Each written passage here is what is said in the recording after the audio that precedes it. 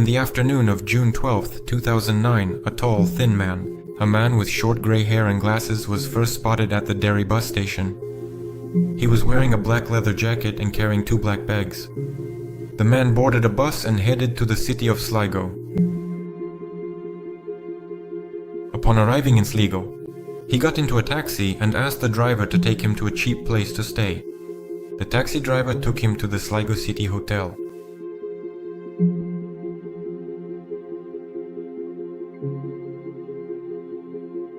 He entered the hotel at 6:52 p.m. and headed to the reception desk. The man paid €65 for a single room for 3 days and was assigned room number 705. At check-in, he introduced himself as Peter Bergmann, giving the following home address: Einstatter Street, House 15, Vienna, Austria. However, it was later established that he had given a false name, and such an address does not exist. For some unknown reason, the hotel staff did not ask him to provide any identification documents. Over the next 3 days, the guest from room 705 came and went from the hotel several times. His movements only became mysterious when footage from the hotel's surveillance cameras and other cameras on the streets of the small town were reviewed. During his stay at the hotel, the stranger was caught on surveillance cameras several times. The footage showed that he left several times with a purple plastic bag that appeared to be full, with some things inside. But when he returned to the hotel, he no longer had the bag with him. One theory is that he scattered his belongings throughout the city, then hid the bag in his pocket and returned to his room. The police were unable to determine exactly what he was throwing away or where, since this was not captured by surveillance cameras. This man made use of so-called blind spots that were not covered by the cameras. All of this person's actions were deliberate and methodical. It was as if he knew how to avoid being caught on camera and evade identification. Despite the extensive network of surveillance cameras throughout the city, not a single piece of video footage showed how or where Peter Bergmann disposed of the contents of that bag. He could have been a former soldier or police officer. Why? Because he was able to go about his business without being caught on camera and remained unidentified. There is also no evidence that Peter Bergmann met with anyone in Sligo, or that he handed these items over to any person or people. In all the available footage, he was never seen with a mobile phone or talking to anyone. What was in that bag remains unknown. It is assumed that it contained clothing, personal belongings, food, or possibly his documents.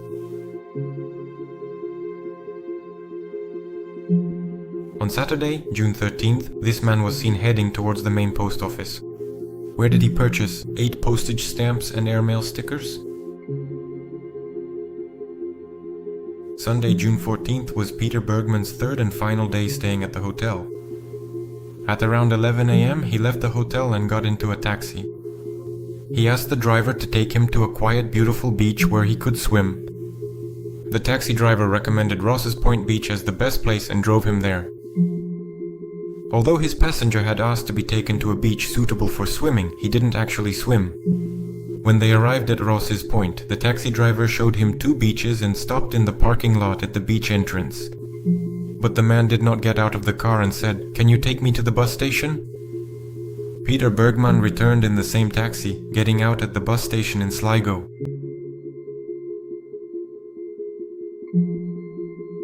On Monday, June 15th, the stranger returned his hotel room key at 1:06 p.m. and left with his black shoulder bag, a purple plastic bag, and another black luggage bag. He headed to the bus station and stopped at the Quayside shopping center, going inside for a short while. At 1:16 p.m., he left the shopping center and headed toward the station, carrying all 3 bags with him. When he was caught on surveillance camera arriving at the bus station, he no longer had his black mum bag. After he left the hotel, he got rid of this bag somewhere, and its further fate remains unknown. He went into a cafe at the bus station, ordered a cappuccino and a ham and cheese sandwich. During this lunch, he took out several pieces of paper that he had been keeping in his pocket. After reading these pieces of paper, he tore them up and threw them into the nearest trash bin. What those pieces of paper were is also unknown. After that, he boarded a bus that was heading to Ross's Point. It is reported that several people saw him on the beach. A sign next to the beach points to a place that has existed for more than a century and is called Dead Man's Point. On that June day, the temperature in Sligo reached 17 degrees and many people came to Ross's Point to swim and walk along the beach. A high tide was expected at midnight. At 4 p.m, Peter Bergmann was seen on the beach with a black bag slung over his shoulder. At 5 p.m, he was seen near the yacht club. At 9:30 p.m, he was seen on the beach by Dermot and Paula, Lahif, a husband and wife who came to the beach that evening to watch the sunset.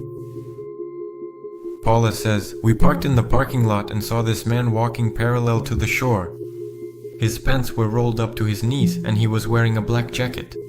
Dermot Lahif was watching the sunset as he sat next to his wife in the car. The man in the black jacket was walking back and forth against the backdrop of the sunset, and the sun illuminated his silhouette. Dermot described this man as walking with purpose. He was methodically striding barefoot along the water's edge. Dermot said his movements were strange, and to me it seemed like some kind of ritual. At 11 p.m, he was seen with a purple bag in his hands. 10 minutes later, he was spotted again, sitting on one of the benches on the beach. The last time Peter Bergmann was seen, he was noticed by a woman at 11 p.m, 50 minutes. He was carrying a plastic bag and walking along the edge of the incoming ocean. The tide was expected to come in within half an hour.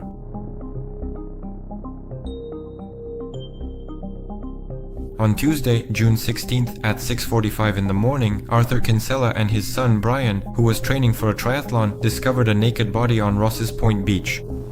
At 8:10, Dr. Valerie McGowan officially pronounced the person found dead.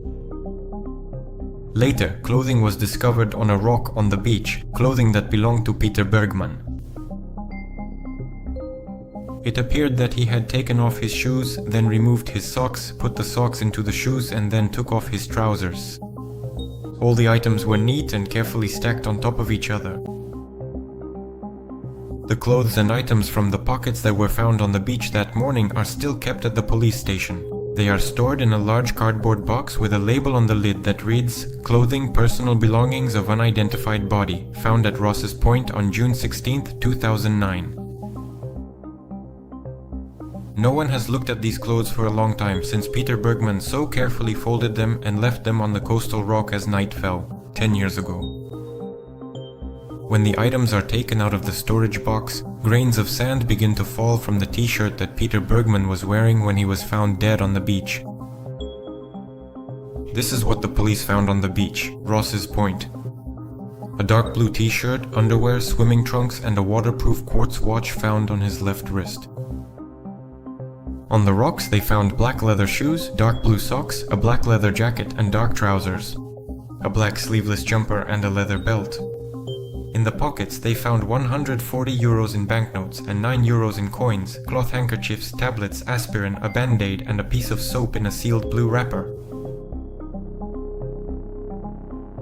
Among the belongings, there were no glasses belonging to Peter Bergmann, nor the postage stamps he had bought at the post office, the blue ones. Nor was there the long-sleeved shirt he was wearing the last time he left the hotel. Nor the black shoulder bag. The purple bag was also missing. No identification or other documents were found.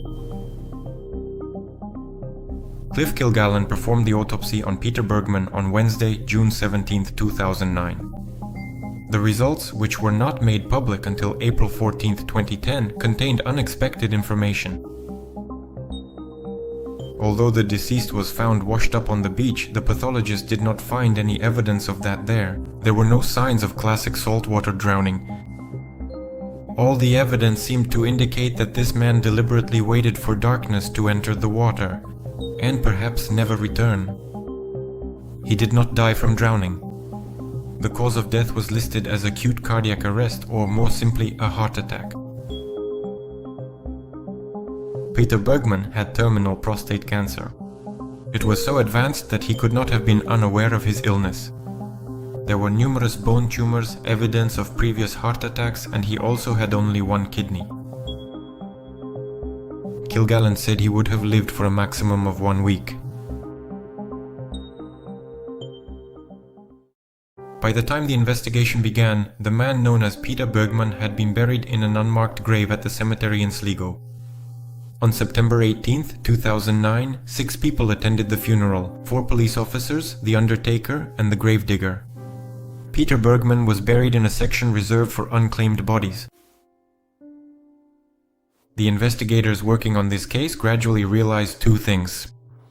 First, none of his relatives or friends came forward to report a missing family member or friend. Second, the man found dead on the beach had given a false name and address, apparently going to great lengths to conceal his identity. It was impossible to determine how he arrived in Ireland or where he entered the country. The name he gave did not appear on any passenger manifest. Usually, we deal with the opposite situation. When people go missing and we can't find them, says Ray Molnaric, the current detective inspector of Sligo. This case is different in that we have a person, but we can't identify him or return the body to his loved ones or relatives. Dozens of folders of documents detail the thousands of hours spent on this case, trying to establish the true identity of the man who called himself Peter Bergmann. At one point, 10 investigators were working on this case. There is an image of his face, both alive and dead, a face that no one has yet identified.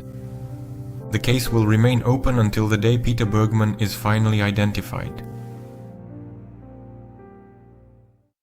He couldn't have just appeared out of nowhere in Sligo, June 12, 2009. It's unlikely that by the age of 60, a person wouldn't have any friends or colleagues, neighbors, acquaintances, not to mention a possible family. At the very least, he was someone's son. Most likely, the entire scenario of his last days was a deliberate act. This is not someone who doesn't know what to do. On the contrary, he knows exactly what he's doing and why he's doing it. Perhaps he hoped that his remains would be washed out to the ocean and never found. Maybe that was his plan, which was thwarted by the tides, fate, or unknown circumstances. He left behind only a small trace, mostly on surveillance camera footage. In the footage, he looks like a ghost, slowly walking alone, getting rid of the last pieces of his life. It seems he wanted to disappear as if he had never existed. Can you imagine what this person was thinking at that moment? He was alone. He was terminally ill. He was suffering. No friends, no family, no will to live. So many questions remain about Peter Bergmann and the choice he made at the end of his life. Why Sligo specifically? Why get rid of all his belongings? Why give a false name and address? Did he ever send those 10 letters? And if so, who were they addressed to? Did he intend to die by drowning? Will anyone who knew him ever come forward? This is one of those mysteries that has spawned countless theories and speculations over the years. There are so many unanswered questions, and it's likely they never will be answered. But still, it would be nice to have an answer to just one question. Who is Peter Bergmann?